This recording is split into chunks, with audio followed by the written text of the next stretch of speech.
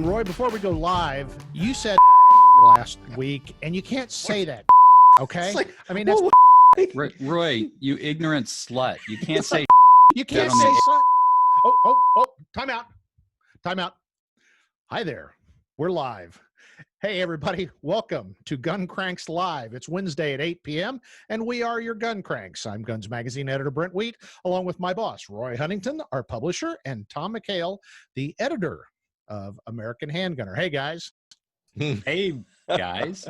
Guys. We're guys, right? What do you want me to say? I was going to say, Gender hey, neutral? Brent, but I forgot about Roy. So I'm always amazed guys. we have more than 3 people listening and watching. I mean, Oh, it's like, really?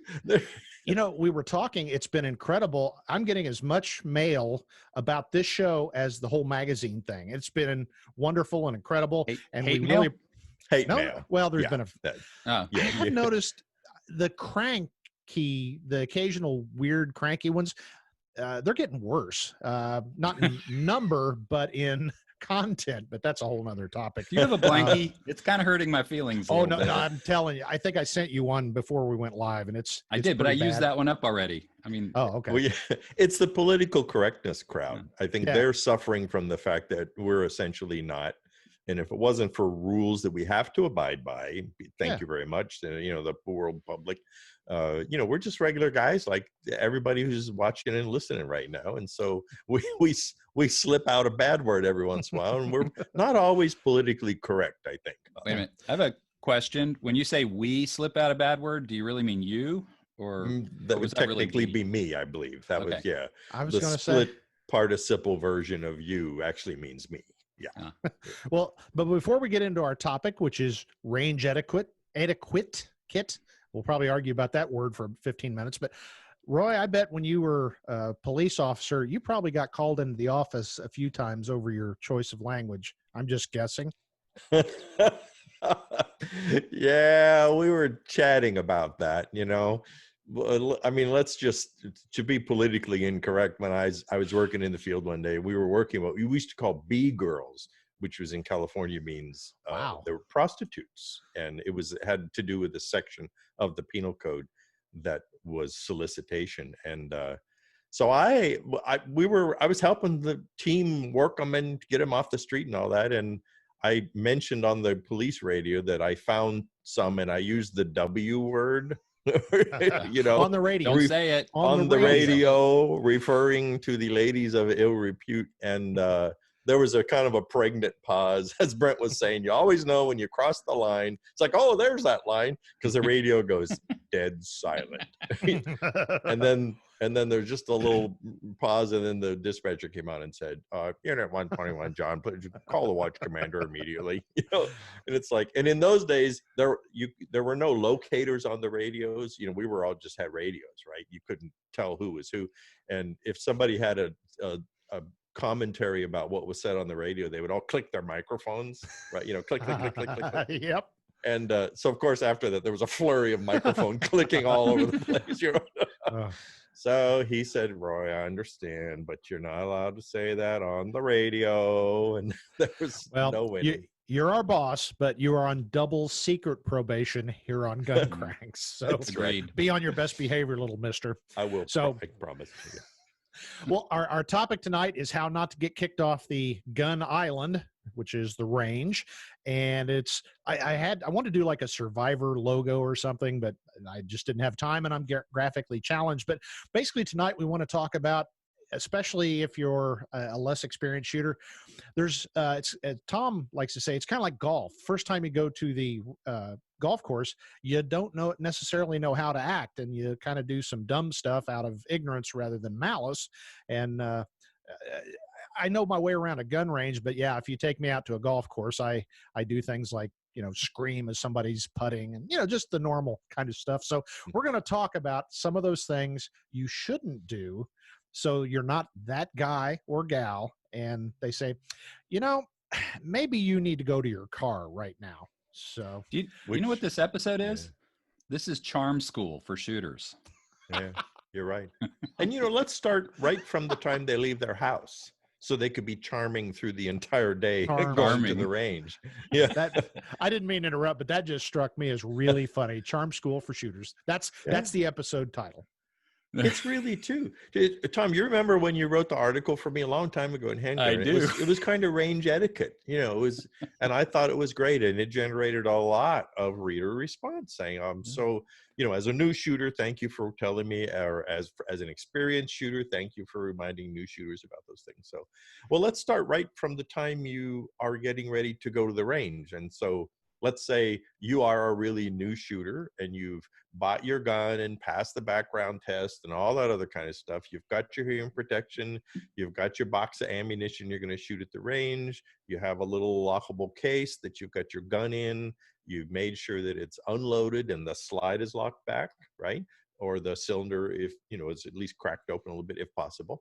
And now what do you do? Now what's next other than the scary thing of go to the range? So what's next is make sure you're familiar with your local laws about how you transport firearms.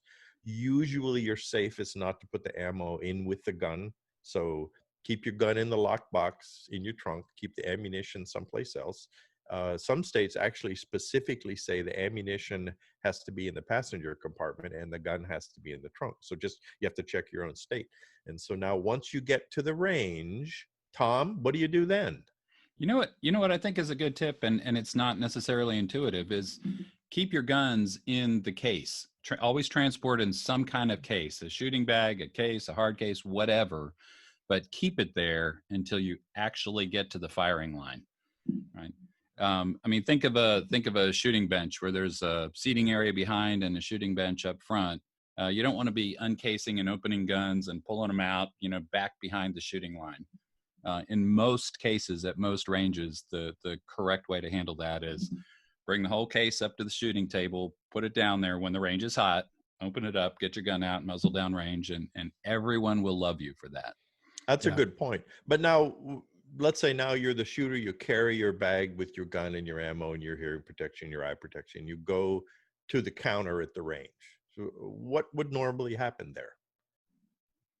Take it away. It depends on the range. A lot of indoor ranges will want to see what you have. They may want to look inside and just kind of check things out from a safety perspective, or to make sure that whatever firearms you brought aren't overpowered for their backstop. So don't be surprised if that happens, if staff wants to kind of see your ammo and what you brought.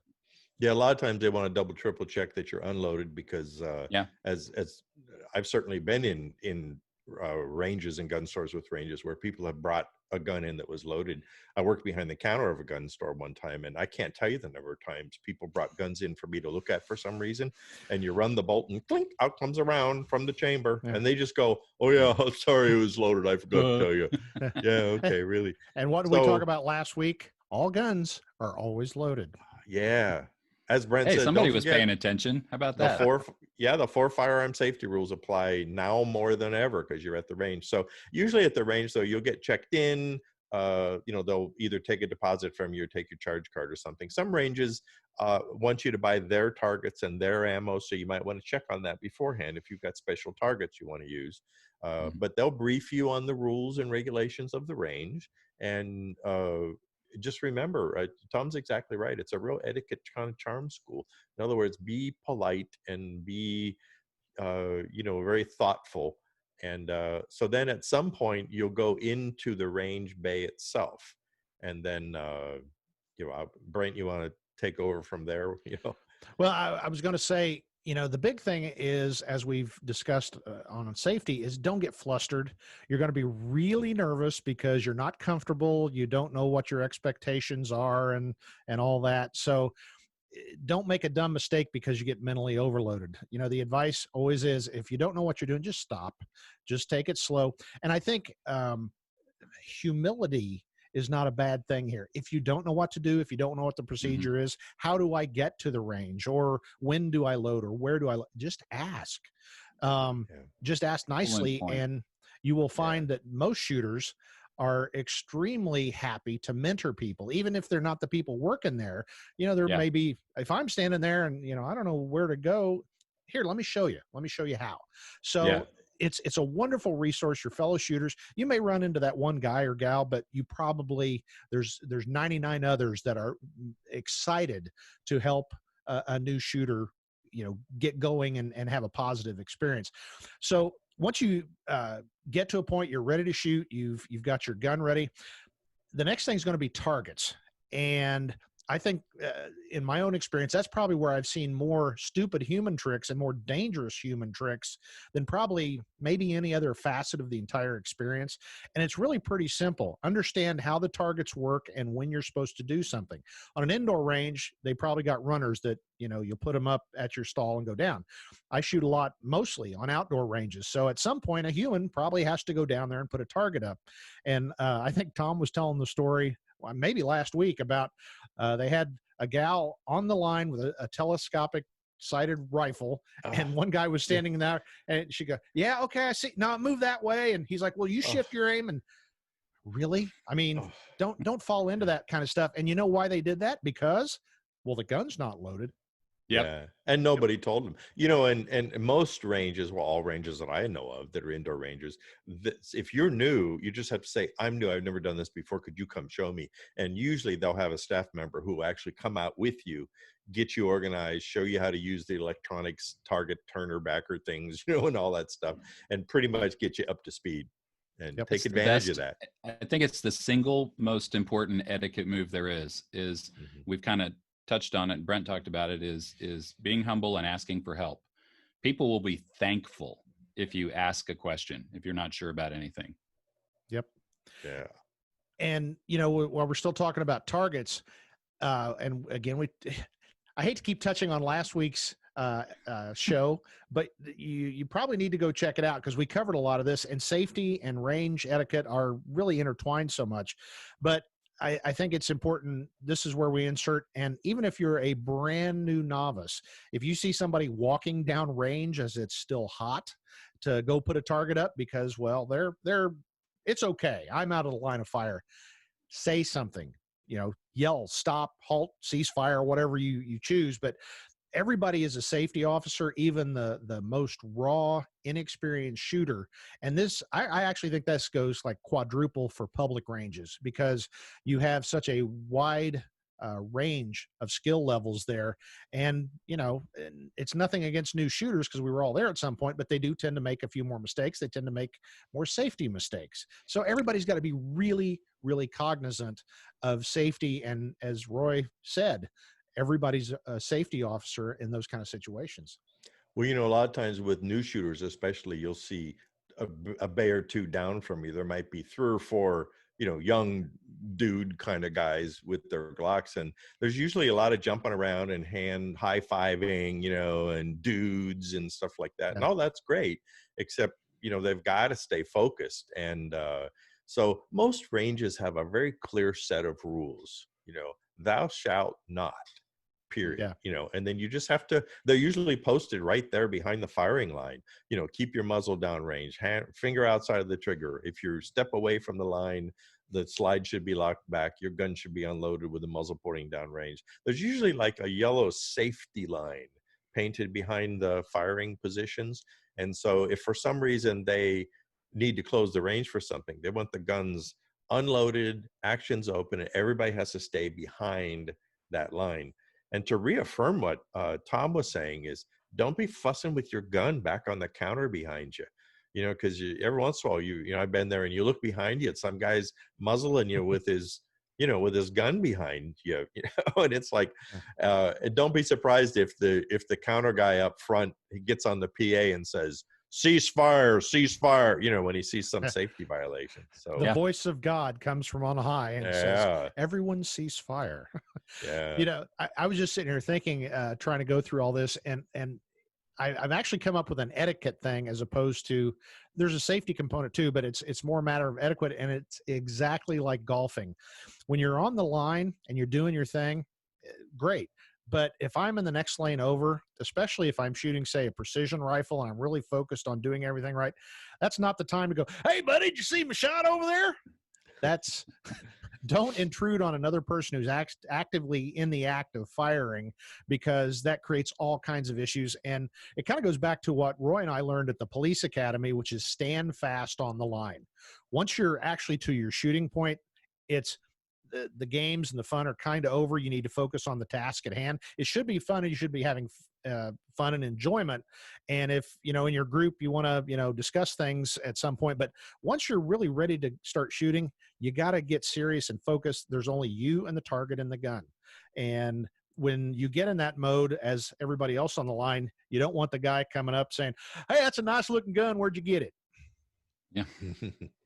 You know, there's I think another thing that's important is a lot of ranges have rules concerning the kind of ammo you can shoot or how fast you can shoot. Tom, you want to address that a little bit? What, the speed of shooting? Yeah, you know how ranges are. You can't draw from the holster Yeah. sometimes, you know. Yeah, and they're all different. I mean, some now, will allow that, but most indoor ranges are ixnay on rapid fire and drawing from holster altogether. So that's stuff you want to know. And going back to the don't be afraid to ask questions and read the rules and say, I have not been here before. What do I need to know? Yeah. Nothing at all wrong with that. And I think that's another important point that we've kind of been skirting around here is it's their house. If you Yeah. don't like that, I can't rapid fire, well, then leave, because it's their range and there's reasons behind those rules. And it may feel like they're imposing on you, but it's their house. And if you had those rules at your private range, you wouldn't want anybody, breaking them either. So it's their house, their rules. You know how you see the reasons for those rules? You look up, especially at an indoor range, you look Yeah. up. And then you start counting holes in the ceiling and Yep. and in the tracks that hold the targets down there. That's where those rules came from. Well, and the And, sides too. and from the sides, yeah. There's a couple of things is that, remember, if you're listening to this and you're a new shooter, then you're a new shooter. And so if you have the time to get to the range like that, you need to take that opportunity to begin to practice, hopefully, what you've been being taught, watching, YouTube videos or watching this silly show, things like that. But so take your time. It's not a big hurry about how many rounds can I shoot in the next half hour.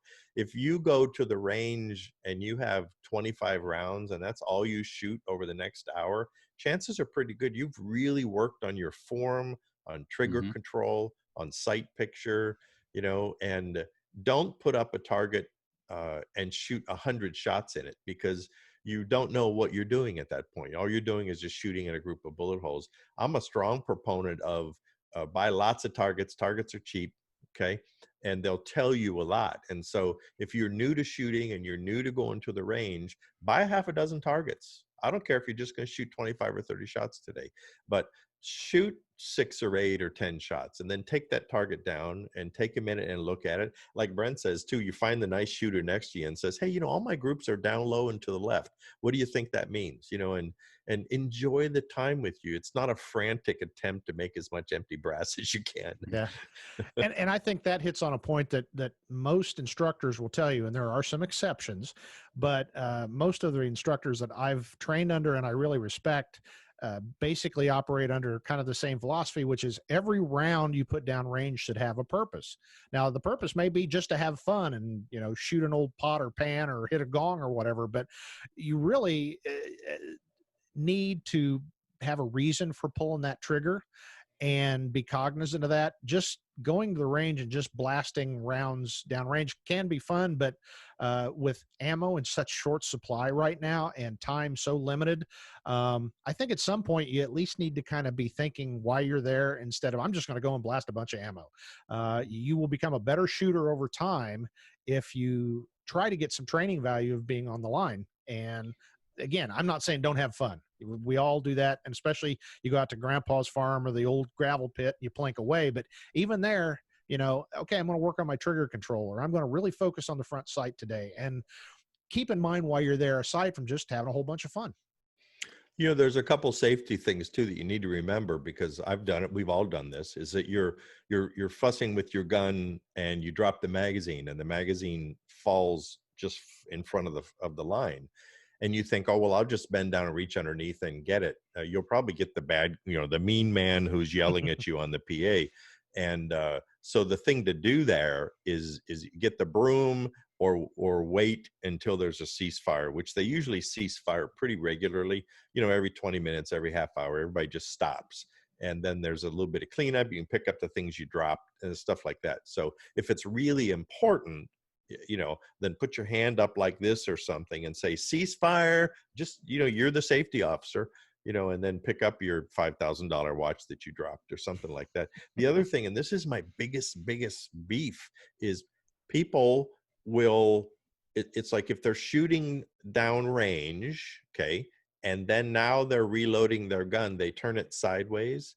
And so now they're fussing with their gun or running the slide or stuff like that. Well, you're pointing it at the guy next to you. And I'm amazed at the people who just seem to be oblivious to that. Yep. So you keep your brain on when you're there. Hey, I've got one that's kind of tangential to that. It's a good pointer that's not entirely intuitive, and that is to think of the shooting line as a line.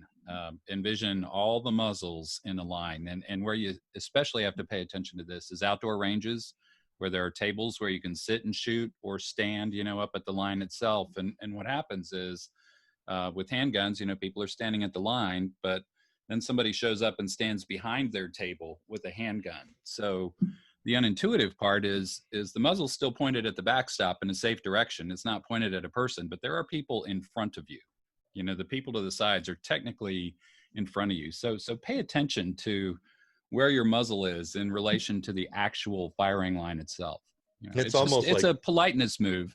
Safety, obviously, but it's polite to other shooters. I don't want somebody kind of off to my side, 3 feet behind me, plunking away with a handgun. So God, that's scary. It's almost like there's a glass wall in front of you. Your muzzle needs to be touching that all the time. Yep. Yeah, don't go behind that. It's got to be right there. That's a great visual.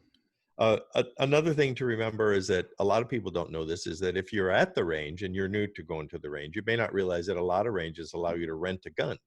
Mm-hmm. And so you don't really have to own a gun to go to the range the first time. So you could actually, and I would be very surprised if you weren't greeted with effusive open arms and smiles, you could just simply go to a range and say, I've never shot before. I would really like to look at guns and learn to shoot.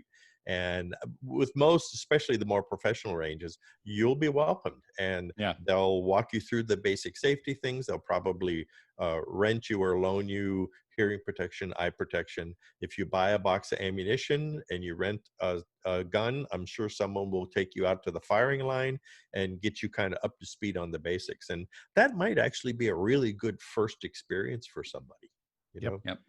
Can we talk about outdoor ranges a little bit? Yeah, that's a whole nother set of things, It is, because some are monitored and very structured and have, our range safety officers kind of calling the conditions, and others are more free-for-all, honor systems. So there are definitely some things to pay attention to there. And I'll start food. And I struggle with this one because it can be really fun to shoot food. Like, think of Spam. Picture in your mind. Going with that. I was wondering Spam, too. Right? Yeah. And I think we can all agree that Spam needs to be shot, right? No. It does need to be shot. I'm not saying you should do it actually, I'm saying you shouldn't do it at the range because it makes a big mess and attracts critters. But in theory, right? So, but a serious point, it's really fun to bring watermelons and cantaloupes and Spam, to the outdoor range and blow it all to smithereens. And hey, if it's your property, knock yourself out. But if it's a range shared by public, it makes a giant mess. You leave and go home, and then some volunteer is going to be cleaning up all that muck. The old grumpy range guy that looks like me. He's got an old crumpled up hat and everything, and he's all sunburned. And he kind of squints at you. And a lot of things in the old days, they always had a cigarette in their lip, and they were always grumpy, kind of jerky guys. With nothing fun. It's because they had to take care of the damn range and clean up the messes and the target frames that people shot up. And well, there's a whole nother category. Well, before we get there, I was going to reiterate, because around here in the Midwest, we have a lot of public shooting range, but they're unattended. They'll be on fish and wildlife areas, or even, state game areas, whatever you got in your area. But most of them are unattended, and they're almost always trashed. There's brass hip deep. There's shot up improvised targets of any kind imaginable. Old computers. Exactly. Toilets. Exactly. Covered in bits of Spam and watermelon gunk. Sorry. Yeah. And again, if you're allowed to shoot it, I love shooting that kind of stuff too, but clean up your damn mess. Yeah. You know, I'm the farthest thing from a eco warrior or whatever, but I was taught by my grandmother, you pick up after yourself, and you know, even if you don't want that brass, clean it up. The brass, the empty boxes, the remains of Target gunk, and food wrappers. You see that a lot too, guy. You know, where do these people come from? Because I rarely see the guy doing it, but it's always there, it seems like. Yeah. You know, No, I and if must you be got to shoot bottles full of liquid, make them plastic. plastic Glass bottles, is just a yeah. nightmare on Yep. public ranges. You know, You broken know, glass. I must be blessed though, because we have a lot of really beautiful public ranges which are virtually all unattended or untended, you know, Mm-hmm. here in Missouri. And for some reason, I don't know if it's cultural or something, social pressure here or something, but gosh, everybody's always very polite and everybody's, you know, respectful, and they make it a point about cleaning up the range when they get there, you know, if there's a little bit of trash or something, or when they leave. And there's usually a contingent of local shooters who sort of adopt the ranges. Yeah. And then, you know, they'll have hey, let's go clean up the range this weekend. So I Yeah. think it may be because the state supports it strongly. In other words, they're really And pro that's shooting. They absolutely really in want you to Missouri. use the ranges. Yeah. And they'll actually staff ranges sometime, and they'll say things like, hey, if you're a new shooter, you know, bring your guns to the range on Saturday. We're going to have staff there, and they'll help you, Yeah. you know, to get through it. But I think the common thread through a lot of this is just the fact that, you know, don't, who's it, Brent, or one of us always says, don't be that guy, you know? Yeah. And Yeah. so, yeah, to err on the side of safety is always the best. If you don't know, ask. And I think use that time as a time of learning and fun, but don't let yourself be so intimidated you don't go to the range. Yeah. You know? And there Yeah. was another topic I wanted to talk about, and that's improvised ranges, because I don't know what you guys, you know, youth experience was, but around here in my area, everybody went to Papaw's farm or down to the old gravel pit and shot. And that's probably where I've seen some of the worst or most aggravating things happen. Trash is a big one. Trespassing is a big problem. And it's, you know, and again, maybe it's a cultural thing in our area, but any gravel pit that is not you know, cordoned off by razor wire will have a road down next to it, and it'll just be littered with shell casings and broken bottles and trash and all that. You know, so trespassing, don't trespass. Clean up after yourself if you are allowed to use an area, and just be very mindful of backstops, because in the Midwest, for example, it's pretty flat. And somebody goofing around and launching a 308 over the dirt pile down next to the creek, you know, that can have severe consequences. So it's wonderful to have an area like that. And honestly, that's probably where I do, aside from the police range that I have access to, probably the rest of my shooting around here, the fun shooting stuff, is going out to somebody's farm and picking a safe backstop, a creek bank or something that we know is, you know, safe, and just, you know, doing some fun stuff maybe you can't do on a square range. But again, safety's got to drive everything. And it's that kind of stuff that, again, having been a policeman, we've answered the occasional call of a bullet comes through somebody's house, and it was from somebody that wasn't being careful, probably shooting out on the farm. And, you know, that makes a rabid anti-gunner. That's all that does. You put a 308 through somebody's kitchen, even I, you know, as pro guns as I am, I'd be pretty upset by that. And you're, even though you're out in the woods or something, you're still an ambassador for shooting, because you 5 miles beyond is where you could potentially put a piece of lead. So you got to be so careful about that. Well, You know, safety in general, I think it's not enough to be safe. I mean, one of the things I kind of rant about a lot is you actually have to be melodramatic about safety. And what I mean by that is I can know that I'm safe and tinkering with something that's 6 inches or a foot away from my gun on a cold range, right? But if I'm a good citizen with good etiquette and manners, I will be melodramatic about that. I will step 3 feet away. I will make it very, very clear to a person 50 feet down the line that I'm being safe. I want them to see that, you know, from a distance. Yep. So that's a very good think point. of how other people are watching what you do.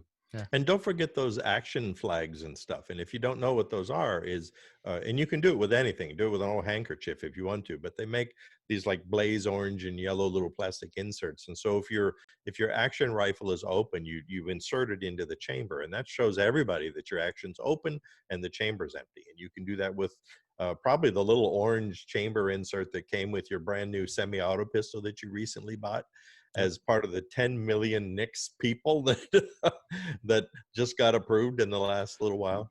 So keep your head on, and I really love that. Be melodramatic about it. Be overly sensitive to that. Something else that new shooters can do. Let's say if you have your gun, or if you don't have your gun yet, even is you can get yourself an airsoft pistol or one of the new very high quality BB guns or airsoft guns. Yeah, like that. Exactly. And That that almost looked like a setup. yeah, it was It was he sitting right didn't here. even know this beforehand, but Yep. what that will allow you to do is sort of practice your range etiquette. And I know it sounds corny maybe, but not really. In other words, think about, how am I going to get it out of the bag? How do I control the muzzle?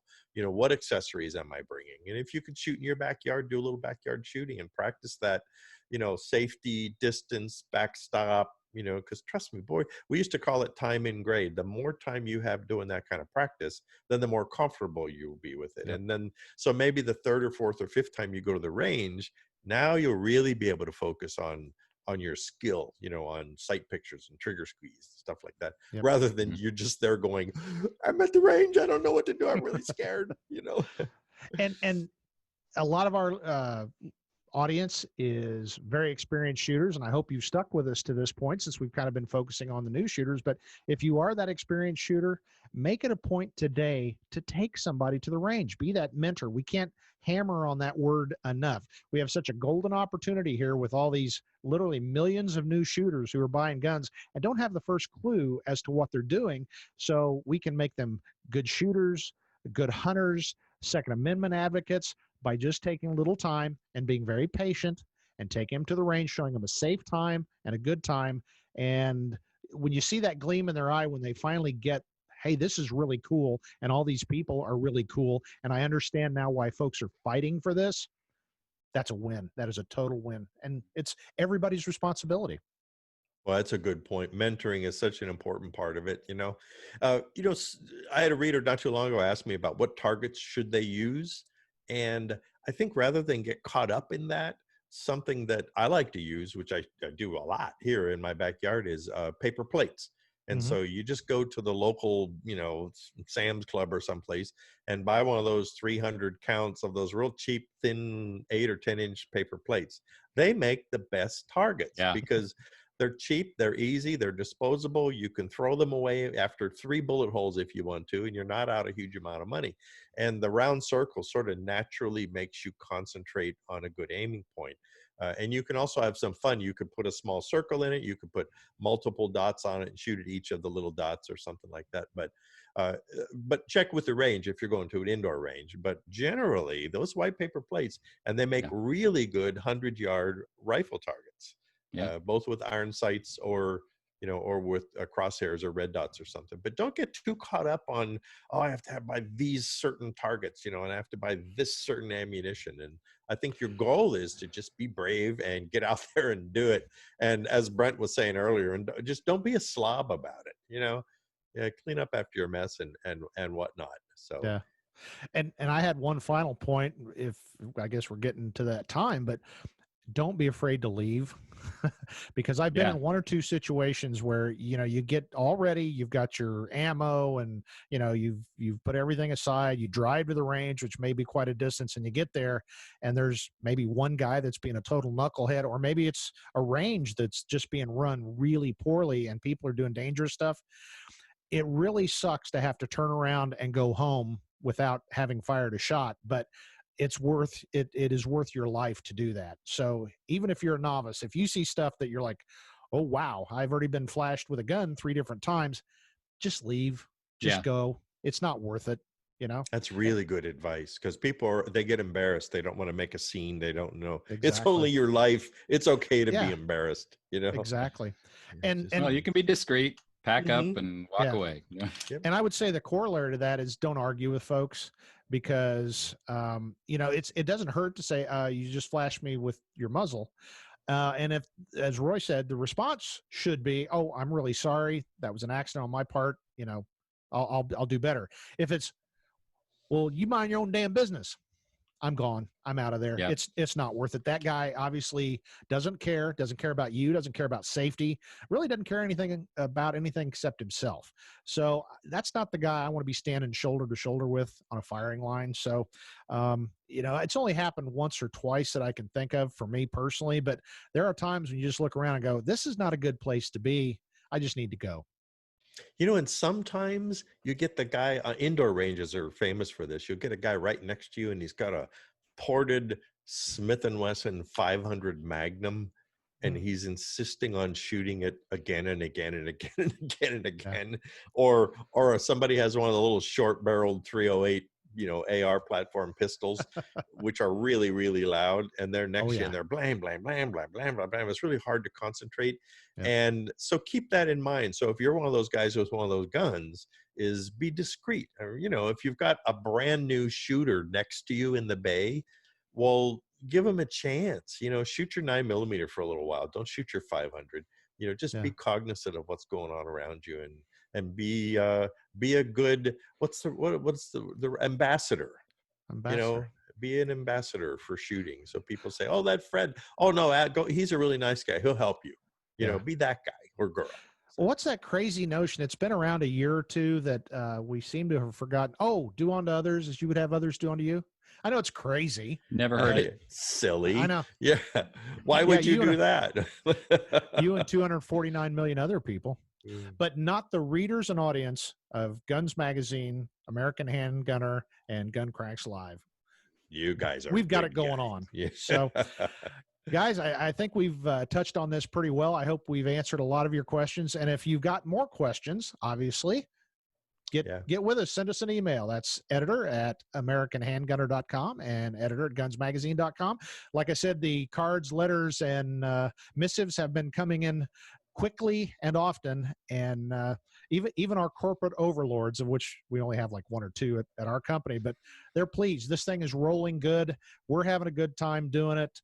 I'm very happy with where we're at. So I hope you are too. And it seems that's the case with the feedback we've been getting from readers. So please keep it coming. And of course, always check out AmericanHandgunner.com and GunsMagazine.com. And here's the wildest notion of all: subscribe to our wonderful print magazines, because nobody can stop you from reading those. And we also we got to put our weekly plug in, our ebooks. Tom, you want to talk about those? Yeah, we've got some new stuff available on Amazon.com in hardback or ebook format. The current one out, we just released about a month ago, is the DIY Guns.